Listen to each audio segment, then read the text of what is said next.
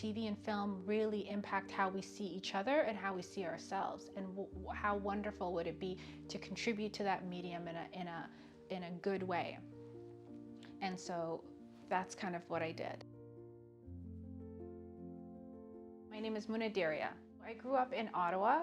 That's where I spent most of my childhood, and then I came to Toronto as an adult. I knew that Toronto was going to be like a great place to be creative and to be able to like work and collaborate with people, and I've now called Toronto home. I came to Canada when I was 6, and I gotta say I've met a lot of people who've come exactly at that age, and it's such an interesting age because it's like it's kind of some of your most earliest memories, right? 5 or 6. When we were younger, we lived in a kind of a French Canadian part of Ottawa, and if we were like one of the only community and only families there that were Somali, so that was really interesting in terms of like me and my siblings, us like kind of sticking together and helping each other out.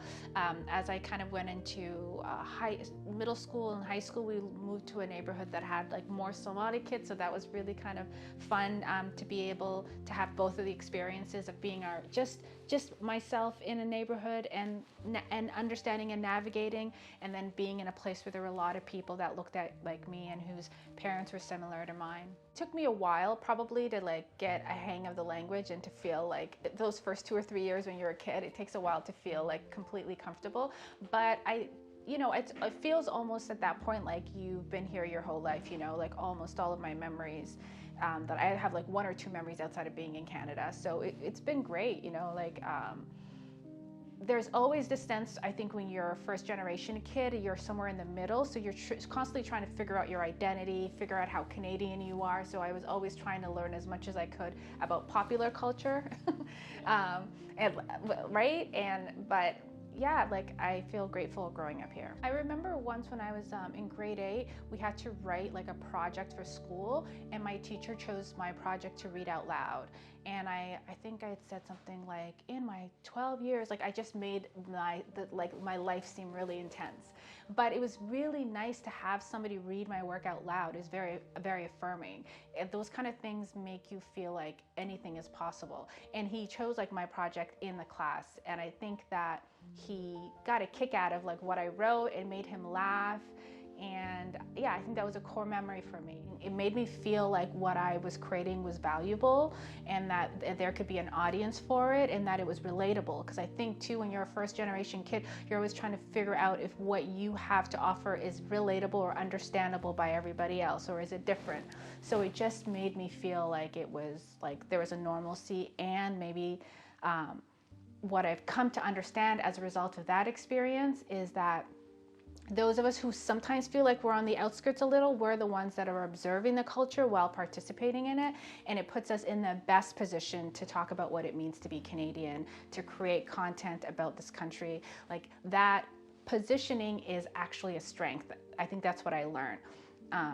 That I could be both within our culture and observing it on the outside, which allows room for humor and storytelling and so forth.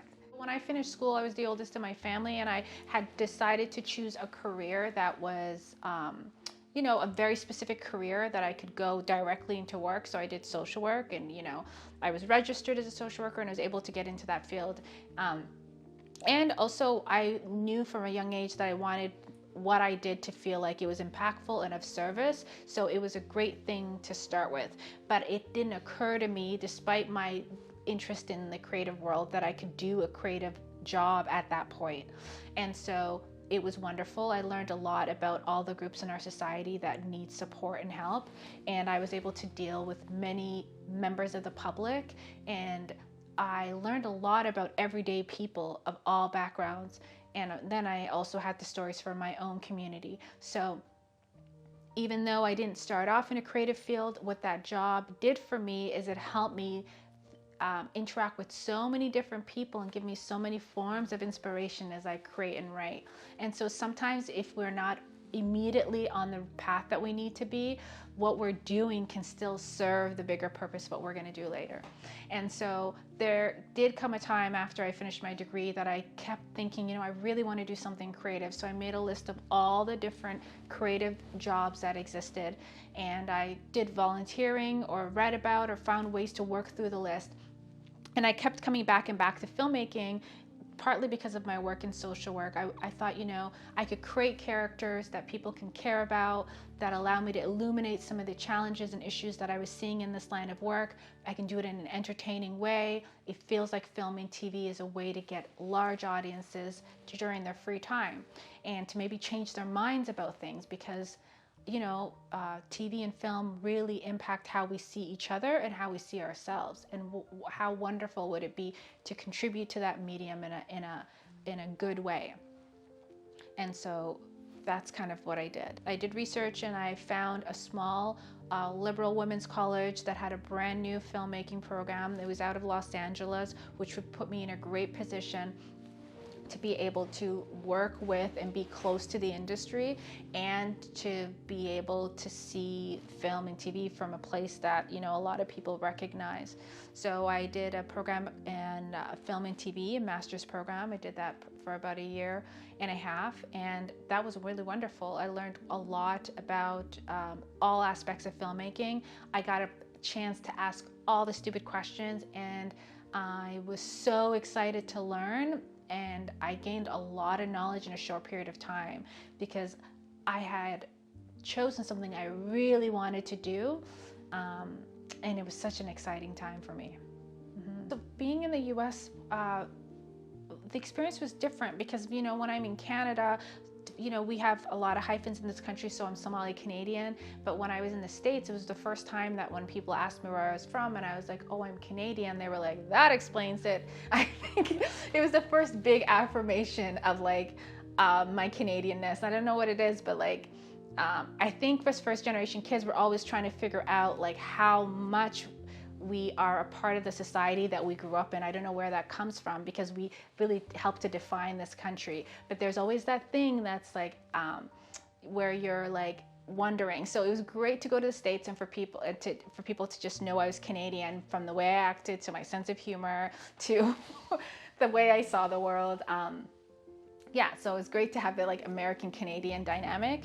I also, it was wonderful to learn more about the history of that country, to be able to study on a studio lot, and just to have access to the amount of professionals who came into our program, from directors to actors to filmmakers. It was just such a rich, enriching program and opportunity for me, and a great way to get past that thing of am I in the right place? Am I doing the right thing? When you're right there in LA learning, it definitely helps you feel like you can jump into a new career. No, absolutely. Was there anyone, I was just as I'm listening to you, the first thing that came was was there anyone that, that came that's famous that you were like, oh, wow, Yeah. Maybe I saw you this way at one time, but now I see you completely different, being in my classroom or through my learning. Right. Just wondering if there was any, you don't have to name them, but just be curious about your experience. Yeah. Well, so I actually, one of the times, because I was in the university, I was able to support and volunteer for different programs. So I did meet and interact with Viola Davis, which was so cool. I saw the actress in My Girl, Vega, and we were just, so I had opportunities to see people that I had seen on TV since I was a kid, and I didn't want to bother them, so I just kind of smiled at a distance. But it was such a treat to see a bunch of people, whether it was individuals coming into our film program or them being on the studio lot shooting other things. So I was able to see where Viola Davis shot her TV show. I was able to see the classroom where they did How to Get Away with Murder. And so I definitely, it is such a delight to be in LA and learning, because anything can happen. I definitely was able, either through film and TV events that were just happening around the city, or the things that were happening on campus, or the people that were coming into studio lot, I was able to see many actors. I saw Morris Chestnut. I saw just everybody. It was so cool. There was a time that I made a decision that I wanted to dedicate more time to filmmaking and storytelling, and that came out of me constantly recognizing that I wanted to do something creative but not knowing where to start. So I kind of made a list of all the creative careers that I was interested in.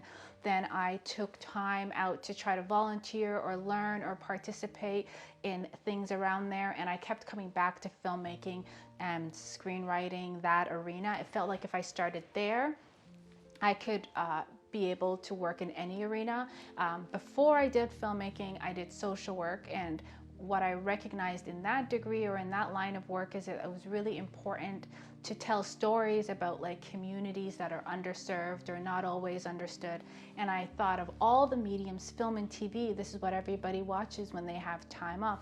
What a great place to be able to share the impactful stories that I want while entertaining people. So it was kind of about making those kind of connections from the work I had been doing to the education that I had started.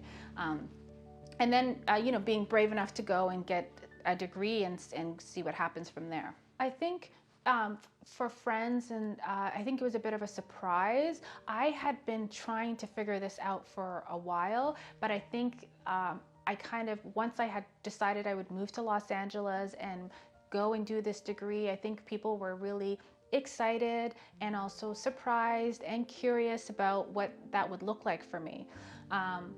I think when it comes to my family, everyone was pretty supportive. Like, I've, always been like a person in my family that's like gregarious and who's a storyteller, and like, so I think that there was a sense that that was probably a better fit for me. So I felt like with my immediate family that everyone was like excited for me, and also I was really happy when I was learning in LA and doing my degree and really excited about it. So they could also just see that shift for me.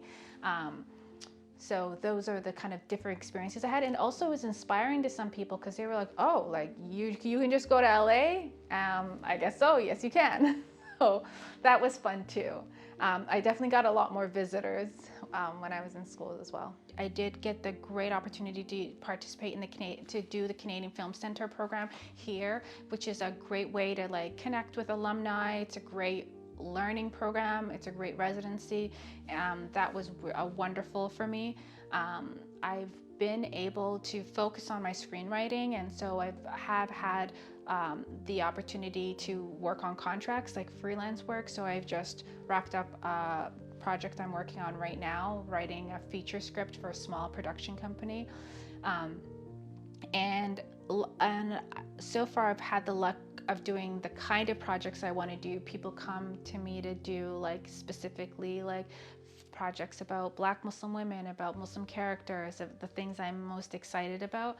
And the great thing about learning any new craft is once you have the knowledge, you can create on your own. So the things that I like to do most is create my own original concepts, whether that's like TV projects, like TV pilots or films. And so that's kind of really where I'm the most excited about, is like making my own projects. A lot of times with screenwriting and storytelling, it takes years for your projects to be made in some cases. And so I feel like for me, what has been helpful each time is that lesson I got is like, what's the thing you're most scared to tell? What's the most difficult thing? What's the most important thing? So because you might end up spending years or months or quite a bit of time on that. And so I think that perspective helped. In terms of like any feelings around fear and doubt when it came to my creative work, I think a lot of times we have imposter syndrome. I was coming in from an entirely different career and line of work, and I worried that I worried that I wasn't a real filmmaker. I think a lot of times with the creative fields, people are like, am I really a writer? Am I really a director? Am I really a filmmaker? And so I knew that I had to kind of figure out what's the thing I need to do to feel like I can do this work. And for some people, that's getting right into the field and doing work. That means like getting on a set and starting off as a production assistant and moving your way up. And for me, I knew that education was going to be the way to go. If I had gone somewhere to get a degree and learn from people, that would be the thing that would give me the freedom to create. But it's not what everybody needs, but it was definitely what I needed in order to get over that imposter syndrome piece. The process is pretty nuanced, but it's probably the best part of it because it's about creating characters with complexity and depth. So you want to think about like who they are, what their fears are, what do they want to accomplish. The wonderful thing with storytelling is it's kind of therapeutic. It's an opportunity for you to also work through some of your own challenges. So with each one of my scripts, I'm usually sending the main character on a journey that I'd rather have them do than myself, and I'm hoping that they really help me discover an answer to a question I really have about the world. And in many instances, those things really do happen. I think if you pull from your life, from the people you've interacted with, from the things that are important to you, it's possible to create complex characters, and they really kind of come off the page, you know, like if you're in flow and you're writing, I think it feels like the characters are speaking to each other and you're just trying to catch up and like write what they're saying. And so that part's lots of fun. It's like what I enjoy the most. One of the filmmakers that I admire is Nigella Mutman. She's a Black Muslim filmmaker out of Oakland. She did the first feature film that she paid for completely by herself about the first like young coming of age film about a Black Muslim girl. And that was like really powerful to see, powerful to hear her story, how she pulled her project together, and wonderful to see how her career has developed. I had the pleasure of being on a Black Muslim women panel with her and to hear about the important work that she was doing.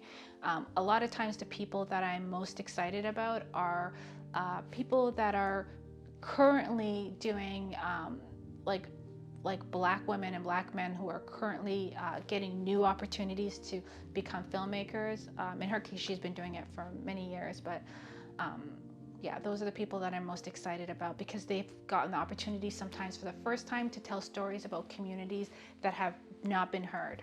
Sometimes, you know, my dad grew up in Yemen, and he often talks about how his parents were, you know, they wanted to make sure that, you know, he understood his culture and right. He was able to speak, you know, the language as, you know, as much as he could, and they yeah. would send him back home, yeah. you know, in the summer for a few, you know, either for a few weeks or yeah. months. And those days, like, you have to take them, like, you have to like be on a boat to get to Somalia, because just hearing him, and I was like thinking, you know, us Somali Canadians, like, you know, we're all navigating the same thing my parents navigated yeah. when they lived in Yemen. Right. So even like learning from, you know, all the experiences that we all share, like I yeah. don't know. So I've just wondered, like, sometimes, you know, being a Somali Canadian, we get kind of, I'm going to say, you know, siloed. Right. That our experience is the only one. However, yes. you know, the Somalis who are living in England right. have a unique story. The Somalis in Australia and so on. And so I just wondered, from your experience in the creative work that you've been doing, is that something you've seen, you know, a lot of stories coming out of that, like the perspectives of Somalis in England or yeah. Australia or other European countries? Yeah, I think too there's been Somali projects like feature films like in the last couple of years that have been like based in Somalia as well as like based in like Djibouti, and so it's also been a mixture of like people from Europe or North America trying to tell those great stories back home and like kind of figure out a way to do that beautifully. And then of course I think in each of those different countries that Somali communities are in, we're all like trying to navigate those cultures and have different things to offer each other. So that kind of makes it all really exciting to see like what it would be like what do Somali Australians have to offer, like what's on their TV screens, what are they watching, what are they creating. And so, you know, with the connections that we have through the internet and like through social media and like content creation, I think that there are many ways for us to kind of connect what we're doing all over the world, find opportunities for commonalities, you know, because there are some commonalities to our experiences of like understanding, integrating, making sense of a new place. And then to enjoy our differences and to tell those stories as well. When I think about like a young person or somebody new who wants to come into this field, the great thing about this field is you could really come in at any age and at any point, and really the more life experience you have, the richer your characters are, the richer your stories are. And so at any point in life, whether you're young or it's a mid-career change, I would think you've got to figure out what is the thing that you need in order to give yourself permission to do something new. Once you figure that out, it becomes possible to be able to create. I would say try to and give yourself an opportunity to do as many different roles in terms of filming TV as you can. Like, I was able to direct, I was a script supervisor, I worked in art. I really wanted to see all the different areas of film and TV, what it takes to pull a project together. If you can do that, you have a more holistic view of the whole process, and it gives you a chance to see where your strengths are and what you want to do. A lot of times with indie projects, you end up doing a lot of the work anyways. And so I would say try to read up if you can, try to find opportunities to volunteer, and just give it a shot, just get started.